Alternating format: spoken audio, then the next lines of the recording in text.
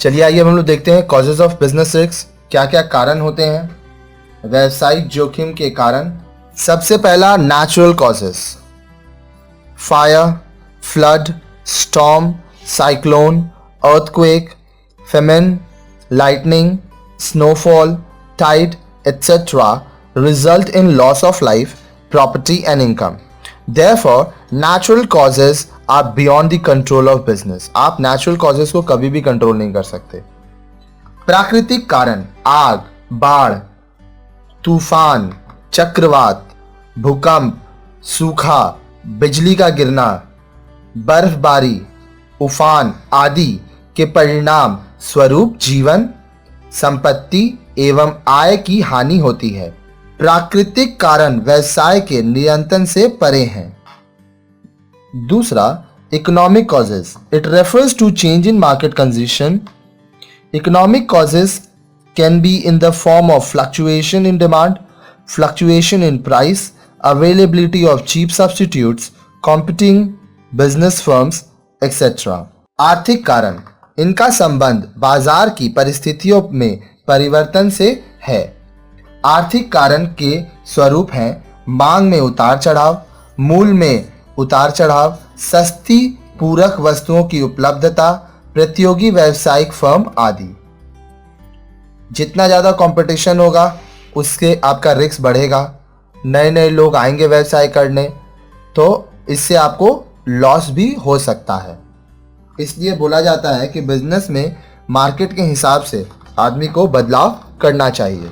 ये बदलाव कौन करेगा? जो मालिक होगा। Third, political causes, fall of government may change licence policy and tax policy. This may result in loss to the business.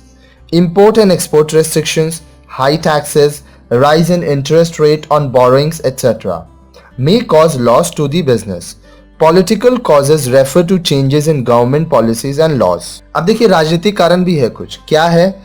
सरकार के गिरने से लाइसेंस नीति एवं कर नीति में बदलाव हो सकता है, इससे व्यवसाय को हानि हो सकती है। आयात एवं निर्यात पर प्रतिबंध, उच्च कर, ऋणों पर ब्याज दर की में वृद्धि से व्यवसाय को हानि हो सकती है। राजनीतिक कारणों का संबंध सरकार की नीतियों एवं कानूनों में परिवर्तन से है। मान लीजिए भारत में बीजेपी की सरकार है अभी, तो उसके कुछ नियम कानून है। अगर बीजेपी का सरकार हार के जाता है और कोई और सरकार जीत जाता है तो वो अपना नियम कानून लाएगा, तो इससे क्या होगा कि व्यवसाय जो चल रहा था उसमें चेंजेस आएगा और उसको नुकसान भी हो सकता है। जैसे कि अभी पहले हमारे यहाँ बहुत तरह का टैक्स था, अब से जीएसटी है। तो जीएसटी के आने की वजह से क्या हुआ कि बहुत जन को फायदा हुआ, लेकिन बहुत जन को नुकसान भी हुआ। ओवरऑल देखा जाए तो फायदा है, लेकिन अगर छोटे छोटे स्तर पे देखा जाए तो कुछ लोगों को नुकसान भी हुआ है और बहुत लोगों को फायदा भी। 4. Human causes, inefficient management and carelessness of employees may result in loss. Workers may damage machines. They may involve in strike, lockout, etc., which may also result in loss. If the management fails in estimating demand for products, loss may arise. Uncertainties caused by human action, example, forgery, misappropriation of cash, theft of goods, riots, wars, etc. can also result in loss. मानवीय कारण, असक्षम प्रबंधन एवं कर्मचारियों की लापरवाही के कारण हानि हो सकती है। कर्मचारी मशीनों को क्षति पहुंचा सकते हैं, वह हड़ताल कर सकते हैं या तालाबंदी का कारण बन सकते हैं। इन सबके कारण भी हानि होगी। यदि प्रबंधन उत्पाद की मांग का पूर्वानुमान लगाने में असमर्थ हो रहता है तो इससे भी हानि होगी। मानवीय कार्य जैसे जालसाजी, रोकड़ का दुरुपयोग, वस्तुओं की चोरी, दंगे, युद्ध आदि के कारण जो अनिश्चितता पैदा होती है उसके कारण भी हानि होती है। 5. Physical and technical causes, change in technology में make the machines obsolete before their expected life.